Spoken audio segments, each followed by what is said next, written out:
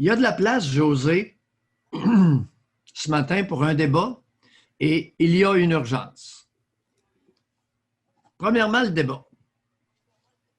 José, j'aimerais, je recommande que l'école ne soit pas obligatoire ni pour les élèves, ni pour les professeurs, et sans billet médical. Je répète, dans 2 semaines, j'aimerais qu'il n'y ait pas d'école obligatoire et que ni les élèves ni les professeurs soient obligés de retourner à l'école. Cependant, j'ai un interdit. C'est rare. J'ai un interdit. Il serait de bonne guerre d'interdire totalement que les suppléants se promènent d'une école à l'autre. Et idéalement, d'une classe à l'autre. Nul besoin d'épiloguer davantage. Autre partie du débat, j'aimerais que le port du masque chez les élèves, peu importe l'âge, ne soit pas obligatoire. Ceux qui le veulent le portent, ceux qui ne veulent pas ne le portent pas. Qu'est-ce qui va arriver? Chers abonnés, ça donne que je suis psychiatre pour les enfants à partir de 13 ans. J'ai donc cumulé, dans les 41 dernières années, certaines connaissances de l'être humain. Les fillettes vont obéir dans une forte proportion avec le port du masque, comme le font les Sud-Coréens. Les garçons, ça ne marchera pas comme ça. Malheureusement, la nature québécoise, canadienne, française étant ce qu'elle est, on va se diriger la tête dans le mur avec des punitions aux garçons et du dénigrement des garçons de la part des fillettes du même âge. Est-ce que vous y aviez pensé à ça? C'est un très bon point. Il est aussi urgent d'ouvrir l'université,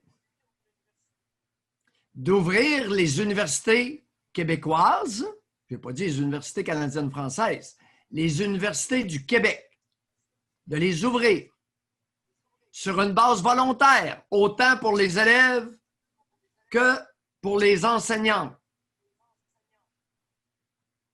et ne pas se limiter à des cours à distance, pour toutes sortes de raisons. Vous savez, Bonnie Henry, je le répète, qui est la médecin-chef de la santé publique en Colombie-Britannique, a affirmé il y a 10 jours sur les ondes de Radio-Canada, anglais CBC, d'un océan à l'autre, il n'y a encore aucun cas de décès de COVID chez les moins de 19 ans. Est-ce que quelqu'un pourrait retenir ça dans sa tête avant de planifier?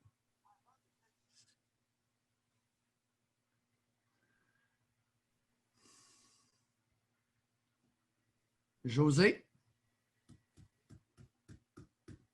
je pense qu'il y a place à un débat. Le débat ne s'est pas fait et la science n'est pas unanime. J'aimerais recommander, juste un dernier petit point. Oui, allez-y. J'aimerais recommander à Jean-François d'acheminer mon discours de ce matin à Maurice Godreau, qui est le président du Collège des médecins du Québec. Si le Collège des médecins n'est pas d'accord avec ce que je viens d'affirmer, qu'il m'appelle aujourd'hui, demain ou plus tard. S'il vous plaît. De plus, j'aimerais que le ministre Roberge reçoive son cabinet.